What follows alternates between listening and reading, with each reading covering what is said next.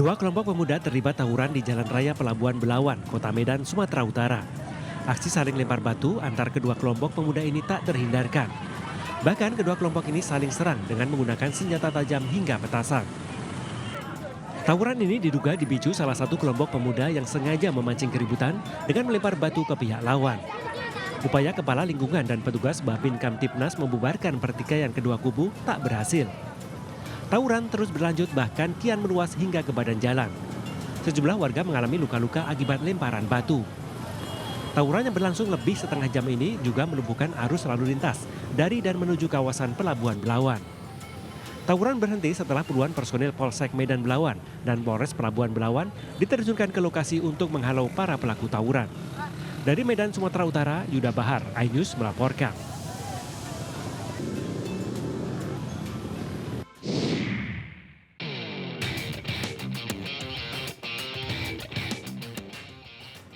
Para pengunjung warung kopi alias warkop ini panik saat sekelompok pemuda datang ke kedai tempat mereka nongkrong di Jalan Mukhtar Basri, Medan, Sumatera Utara.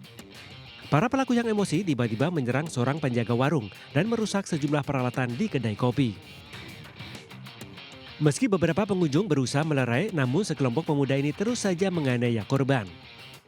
Menurut Jufrial Agusti, pemilik warkop, kejadian bermula saat beberapa pemuda datang ke kedainya hendak meminjam gelas diduga untuk mabuk-mabukan. Karena kondisi warkop sedang ramai, penjaga tak meminjamkan gelas yang diminta dan membuat pelaku mengamuk. Akibatnya korban mengalami sejumlah luka di sekujur tubuh dan telah melakukan visum serta melaporkan kejadian yang dialaminya ke Mapolsek Medan Timur. Gelas itu dipergunakan untuk minum alkohol. Minum alkohol yang saya dengar red, kan itu.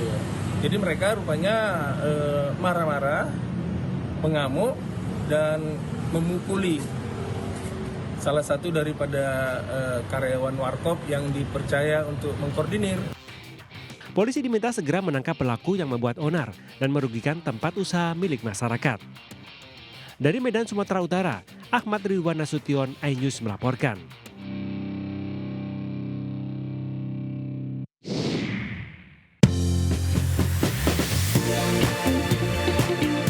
Selamat malam pemirsa, menemani istirahat Anda, tim redaksi kami telah menyiapkan beragam informasi menarik. Inilah Buletin iNews Malam selengkapnya.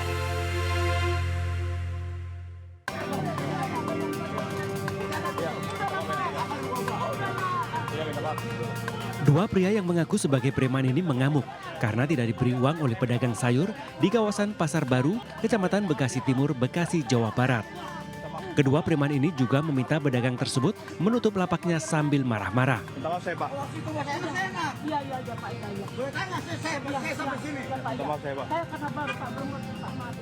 Permasalahannya diduga terkait pungutan liar terhadap pedagang sayur. Kedua preman meminta uang Rp5.000 ke setiap pedagang. Mendapat laporan pedagang, polisi bergerak cepat menangkap dua pelaku di tempat tinggalnya masing-masing. Menurut Kasat Reskrim Polres Metro Bekasi Kota, Kompol Binsar Sianturi, saat dilakukan pemeriksaan, kedua preman itu positif narkoba jenis sabu. Dua pelaku ditahan di Mapolres Metro Bekasi Kota untuk mempertanggungjawabkan perbuatannya. Tahan.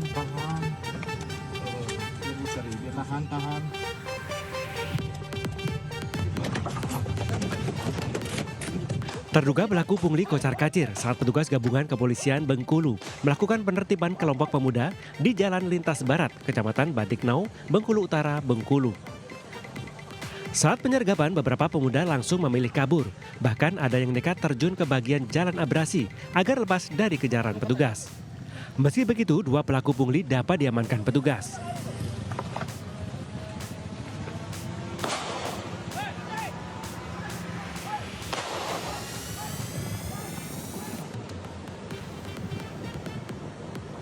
Tahan. Polisi melakukan operasi hingga malam dan kembali berhasil mengamankan 7 orang pemuda. Selain pelaku berjumlah 9 orang, petugas juga mengamankan barang bukti, uang senilai Rp364.000 dan 5 unit motor.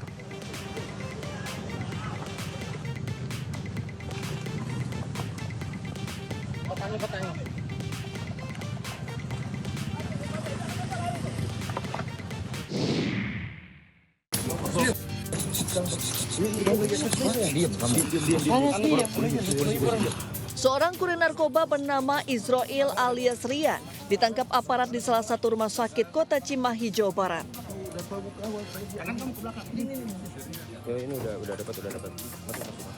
Saat digeledah, petugas menemukan narkoba jenis sabu seberat 500 gram disembunyikan pelaku di dalam helm. Pelaku nekat menjadi kurir demi mendapatkan upah 7 juta rupiah untuk memenuhi kebutuhan sehari-hari. Bahwa yang bersangkutan adalah residivis dengan kasus yang sama. Ya, walaupun memang dalam proses pemeriksaan sampai dengan saat ini pelaku menyampaikan baru sekali. Tapi terus kita akan kembangkan. Yang harus kita ketahui bahwa kadang pelaku ini lebih takut kepada bandarnya dibanding kepada anggota polisi. Jaringan narkoba ini diketahui dikendalikan seorang pria berinisial B dari salah satu lembaga pemasyarakatan. Sementara itu atas perbuatannya, kurir narkoba terancam pidana kurungan 20 tahun penjara.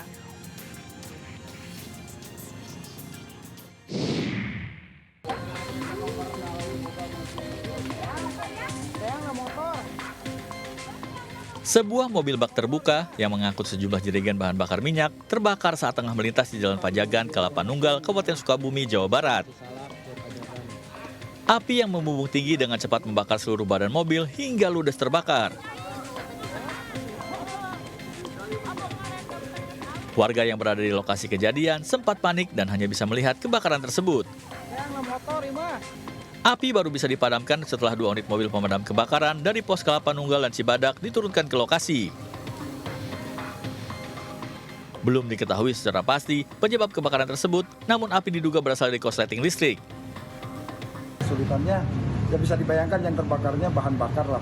Jadi kami mengalami kesulitan karena bahan bakar cair, tapi alhamdulillah dengan kesigapan dan ilmu yang udah kita ini dan alhamdulillah kita bisa mengantisipasi atau kita bisa menanggulangi. Akibat kebakaran tersebut, kerugian ditaksir mencapai puluhan juta rupiah. Dari Sukabumi, Jawa Barat, Budi Setiawan, iNews melaporkan.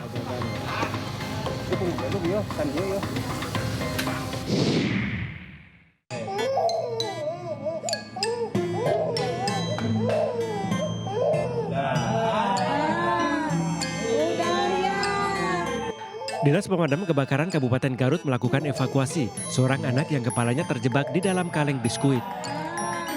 Menurut orang tua korban, peristiwa terjadi saat anaknya sedang bermain dan memasukkan kepala ke dalam kaleng bekas kue. Namun ketika mencoba untuk melepas kaleng, ternyata sangat sulit untuk dibuka. Khawatir terjadi hal yang tidak diinginkan, ibu korban akhirnya membawa anaknya ke kantor Disdamkar untuk mendapatkan bantuan. Petugas Damkar Kabupaten Garut segera melakukan evakuasi dengan cepat. Mereka menggunting atap kaleng untuk memungkinkan udara di dalam kaleng yang terperangkap keluar. Selain itu, minyak goreng juga dioleskan ke kepala anak agar permukaannya menjadi licin. Kurang dari 1 jam, kaleng berhasil dilepas dengan hati-hati dan anak tersebut selamat tanpa cedera.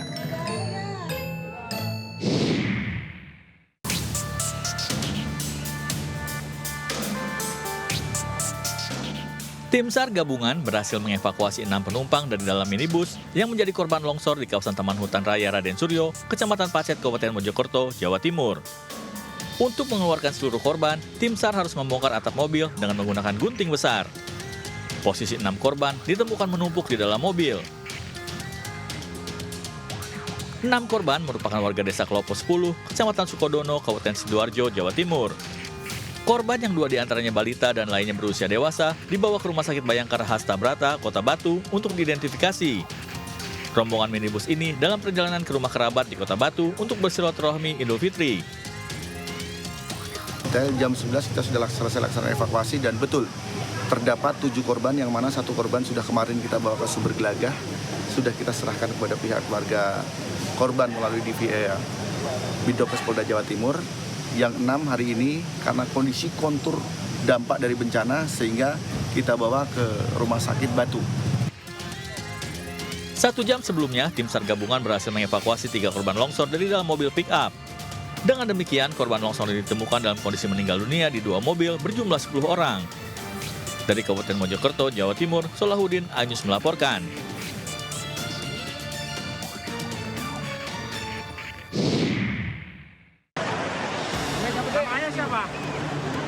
Petugas kepolisian menyelamatkan seorang anak yang terpisah dari keluarga saat berlibur di Pantai Anyer, Serang, Banten. Anak laki-laki ini sebelumnya dilaporkan terpisah dari orang tuanya di tengah kerumunan wisatawan yang bermain air di pesisir pantai. Jadi ini anak hilang atas nama siapa? Nama Rizky. Atas nama Rizky dari Kedaung. Usai dilakukan pencarian, anak dan ibu ini akhirnya bisa dipertemukan kembali. Tangis keduanya pun pecah lantaran mereka bisa bertemu kembali. Sang ibu tak henti-hentinya mengucapkan terima kasih kepada polisi yang telah menemukan buah hatinya. Kamunya bisa. Bapak makasih ya Pak. Kalau anak yang lepas dari orang tua itu ya bukan sekali 2 kali lah istilahnya. Karena setiap liburan tuh pasti ada gitu. Karena kan anaknya lengah, orang tuanya asik sendiri, kebanyakan seperti itu sih. Kalau pulang nggak sadar aja. Diketahui ribuan masyarakat tumpah dan memenuhi Pantai Anyer pada hari keempat Lebaran Idul Fitri 1446 Hijriah. Polisi mengimbau agar wisatawan yang membawa anak untuk selalu mengawasi anggota keluarganya agar tidak terpisah. Dari Serang, Banten, Mahesa Apriandi, iNews melaporkan.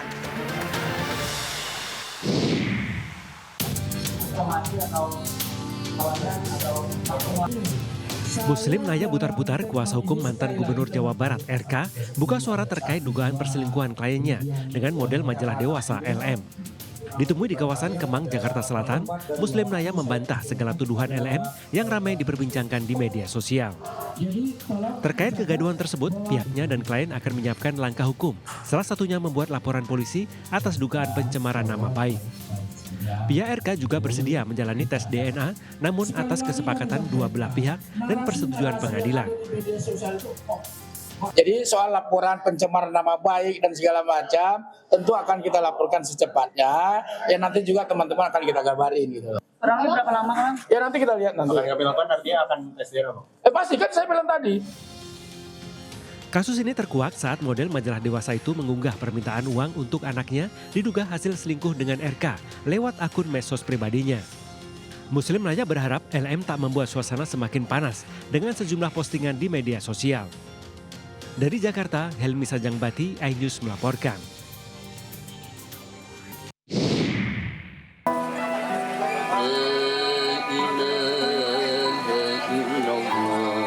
Almarhum aktor senior Feren Raymond Sahitapi dimakamkan di TPU Tanah Kusir, Kebayoran Lama, Jakarta Selatan.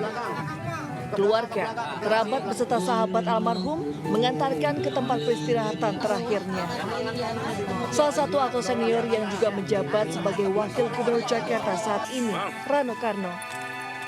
Di mata Rano Karno atau yang kerap disapa Bang Dul, almarhum dikenal sebagai sosok aktor pria, sosok orang yang baik dan kerja keras.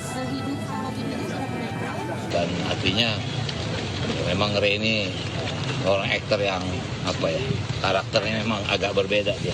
Serius orangnya. Setiap skenario dibaca itu dan dia nggak mau diganggu dengan karakter dia. Itu luar biasa. Kita berduka lah, tapi ya umur namanya. Satu-satu kita akan pulang. Ray Sahitapi merupakan aktor legendaris kelahiran 1 Januari 1957 silam. Semasa berkarir di dunia akting, Ray dikenal sebagai aktor yang paling populer dan disegani. Karir beraktingnya membentang lebih dari 4 dekade.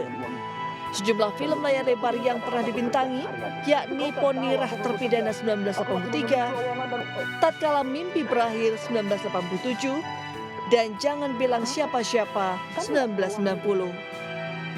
6 kali Piala Citra untuk Festival Film Indonesia pernah diraihnya sebagai aktor terbaik. Dari Jakarta Selatan, dan Helmi Sajangbati, iNews melaporkan.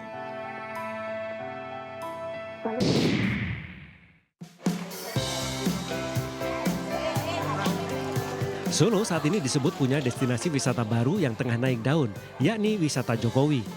Lokasi wisata ini tak lain adalah di kediaman pribadi Presiden ke-7 RI, Joko Widodo, yang terletak di Gang Kutai Utara nomor 1, Kelurahan Sumber, Kecamatan Banjarsari. Lokasi ini menarik perhatian warga dari berbagai daerah yang ingin melihat langsung rumah mantan orang nomor 1 Indonesia tersebut.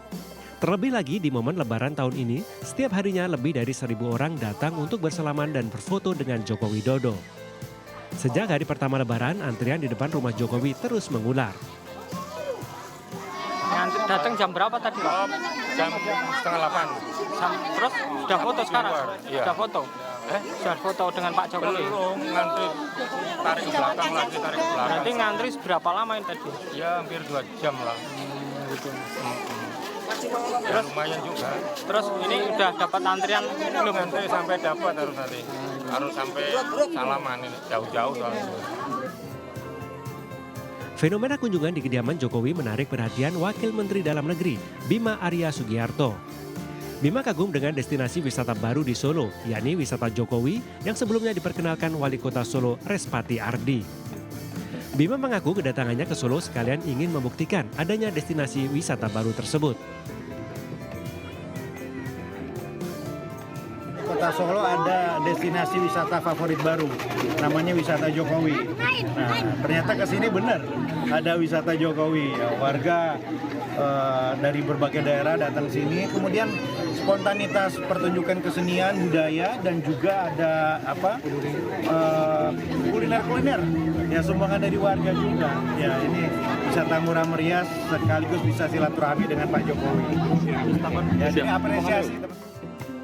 Destinasi wisata baru ini terbukti mendapat sambutan hangat dari warga dan hal ini terlihat dari adanya pertunjukan kesenian, budaya dan sentra kuliner di kawasan ini. Warga tak hanya datang dari kota Surakarta saja, melainkan dari luar kota, bahkan ada dari luar Pulau Jawa. Dari Solo, Jawa Tengah, Januar Setiaji, iNews melaporkan.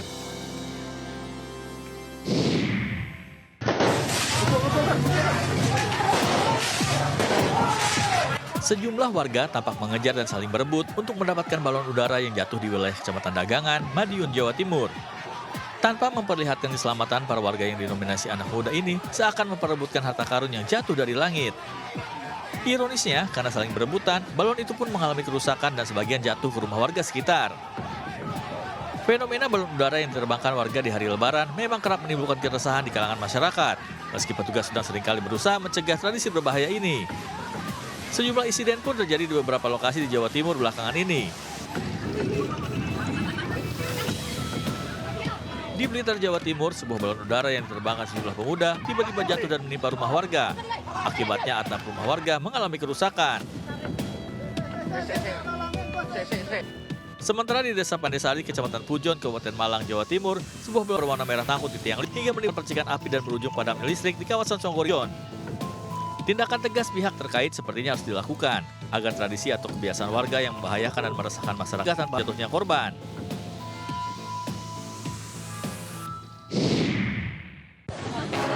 Melihat mobil terbang.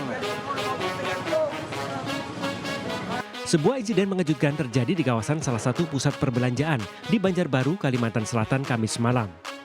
Sebuah mobil minibus terlihat menyangkut di atas pagar tembok pusat perbelanjaan dengan posisi melintang.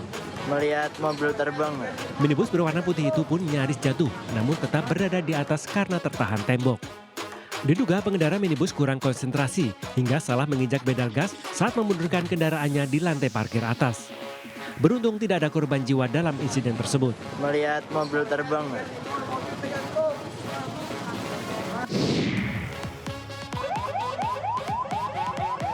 Sebuah mobil sedan milik warga Tasikmalaya mengalami insiden kebakaran saat melintas di Jalan Husein Kartasasmita, Kelurahan Situbitu, Kota Banjar, Jawa Barat.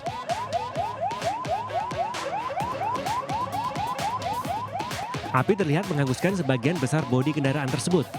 Beruntung tidak ada korban jiwa dan petugas damkar segera mengatasi kobaran api.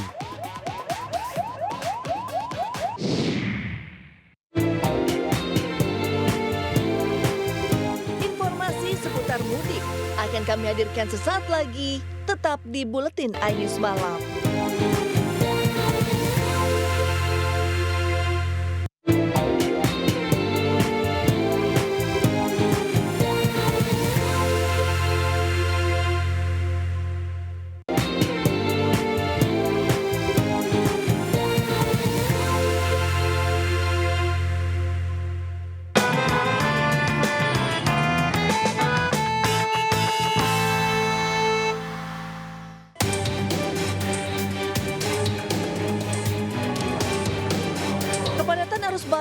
terjadi di stasiun Tugu Yogyakarta maupun stasiun di wilayah Daop 6 Yogyakarta. Tercatat hari Kamis 3 April 2025, pemberangkatan dari stasiun Tugu Yogyakarta telah mencapai 10.142 penumpang. Sementara untuk seluruh wilayah Daop 6 Yogyakarta telah memberangkatkan sebanyak 28.319 penumpang. Sebagian penumpang hendak ke sejumlah kota, didominasi tujuan Jakarta, Bandung, maupun Surabaya. Namun tak hanya keberangkatan, Daop 6 Yogyakarta juga mencatat kedatangan penumpang masih cukup tinggi yang mencapai sebanyak 29.000 penumpang di seluruh stasiun. Diprediksi, puncak arus balik di stasiun Tugu terjadi pada 6 April 2025. Dari Yogyakarta, Galih Wisma, iNews melaporkan.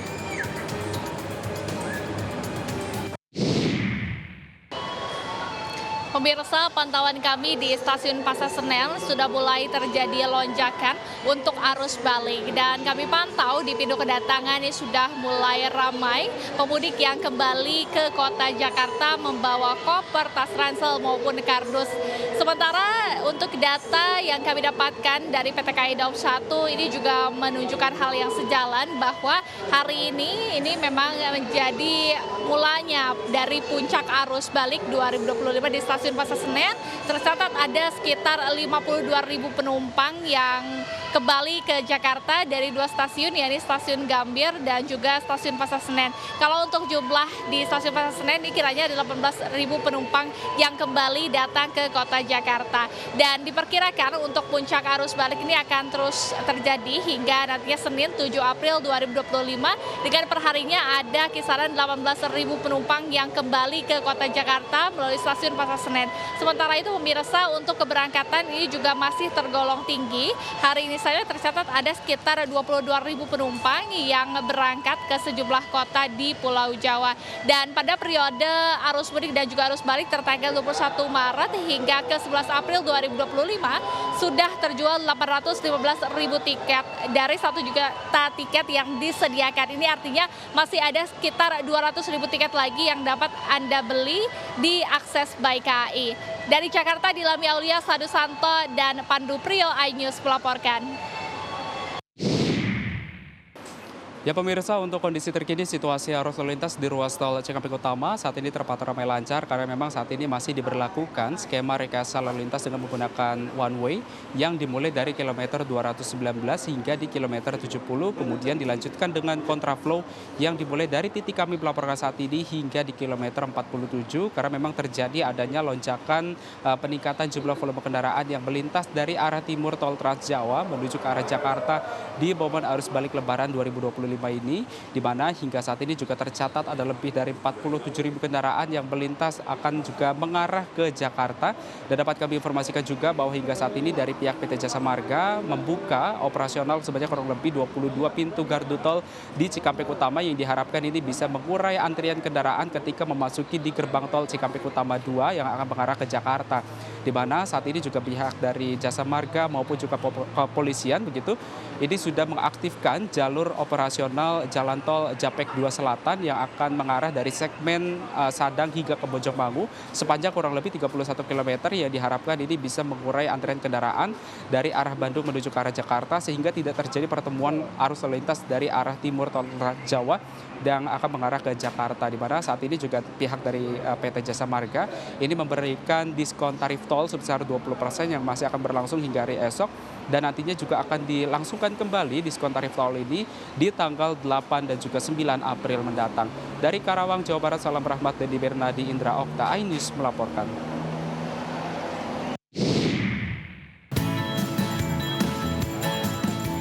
Ratusan warga mulai dari anak-anak, remaja hingga lansia memadati area depan Taman Alun-Alun, Jalan Dalem Kaum, Kota Bandung, Jawa Barat.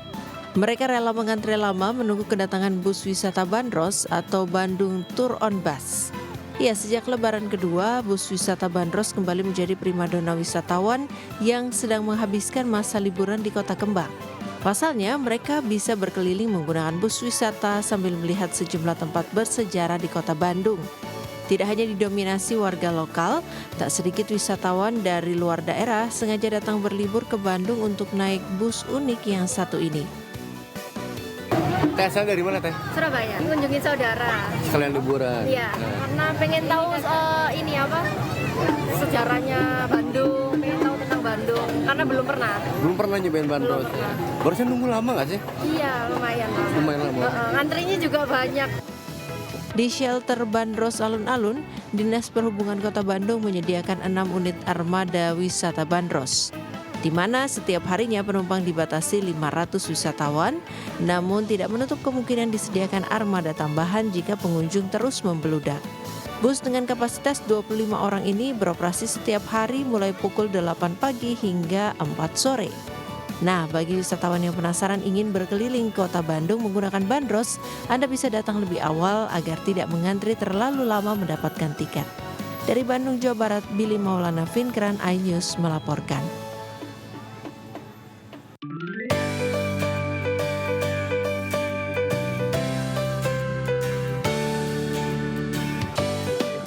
Pasca Lebaran Idul Fitri 1446 Hijriah, pedagang mainan di Pasar ASMK Tambora, Jakarta Barat ramai diserbu pembeli. Para orang tua datang bersama anak-anak mereka ke salah satu pusat grosir mainan dan pernak-pernik ini untuk berbelanja beragam mainan. Pasar ASMK menjadi pilihan dibandingkan lokasi lain karena harganya jauh lebih murah alias ramah di kantong. Salah satu pembeli mengaku tiap tahun selalu datang ke Pasar ASMK membeli mainan untuk anak mereka dengan memanfaatkan uang dari hasil THR Lebaran. Ini lihat-lihat nih anak-anak pada mau beli mainan katanya. Beli mainan apa Bu? Ini adiknya beli tebakan, kakaknya mau beli Lego. Ini habisin uang Lebaran Bu ya? Iya, nih dari hasil dari saudara-saudaranya dari Ampau. Ramainya pembeli terjadi sejak sehari setelah Lebaran hingga sepekan Lebaran.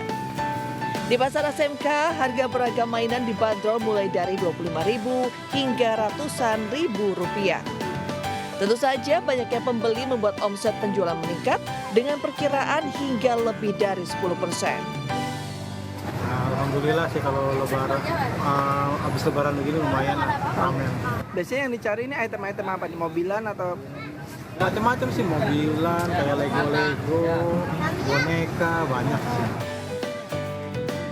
Selain momen Lebaran, pedagang mainan ASMK dapat meraup untung lebih besar dari hari biasanya pada saat hari Natal dan Tahun Baru. Dari Jakarta, Mita Fulgani, iNews melaporkan.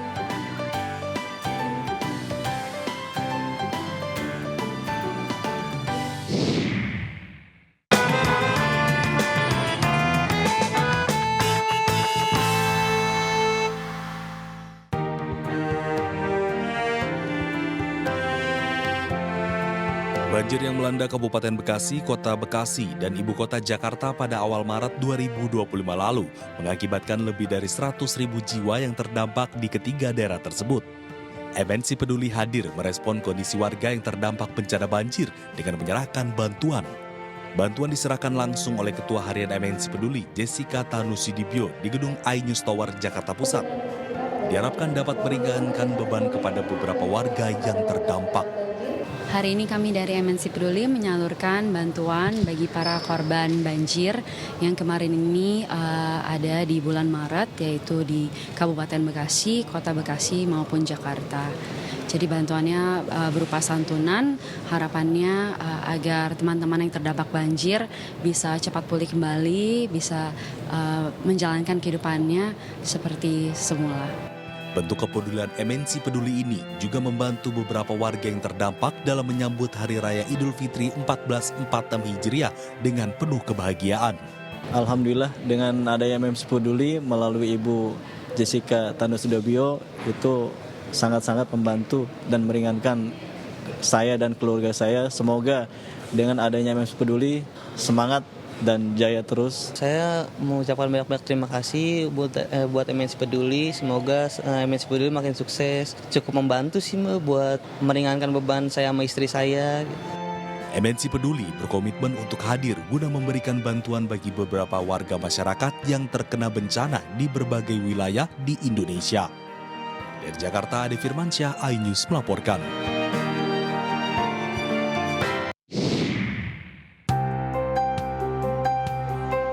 Eskalasi perang dagang antara Amerika Serikat dan China tidak hanya menciptakan ketidakpastian global, tetapi juga membuka peluang strategis bagi Indonesia untuk memperluas ekspor. Dalam seminar dampak perang tarif terhadap ekspor Indonesia yang digelar Kadin Indonesia mengungkap bahwa kebijakan tarif AS terhadap produk China berpotensi mendorong lonjakan ekspor Indonesia. Perusahaan-perusahaan AS yang sebelumnya mengandalkan impor dari China kemungkinan besar akan mencari alternatif dari negara lain, termasuk Indonesia. Bahkan bagian daripada ini semua ada namanya tarif simulator. Jadi semacam kombinasi dari digitalisasi dan juga artificial intelligence yang kita bisa melihat seperti apa dampak daripada perang dagang ini untuk Indonesia dan bidang mana Indonesia ingin fokus kalau ingin terus berkembang ekonominya. Tetapi kalau tidak begitu, kalau saya melihatnya untuk Indonesia ini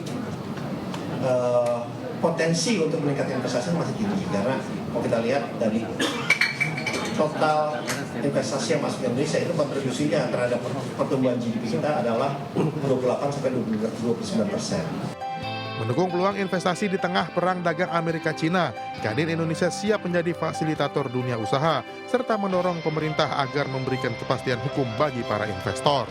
Kita berharap pemerintah Indonesia melakukan peraturan regulasi yang diyakini bisa dijalankan oleh para investor. Ada kepastian hukum, kemudian ada kemudahan investasi. Ini adalah salah satu cara untuk menghadapi perang tarif. Dengan kepastian hukum yang mendukung iklim investasi, membuat para investor percaya menanamkan modalnya di Indonesia, yang akan berdampak pada terciptanya lapangan kerja dan menggerakkan roda perekonomian tanah air. Tim Liputan iNews melaporkan.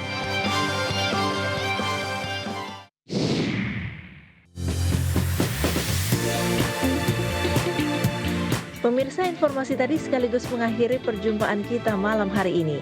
Jangan lupa Anda dapat mengakses dan memperbaharui informasi yang kami tayangkan melalui portal okezone.com seperti tertera di layar kaca.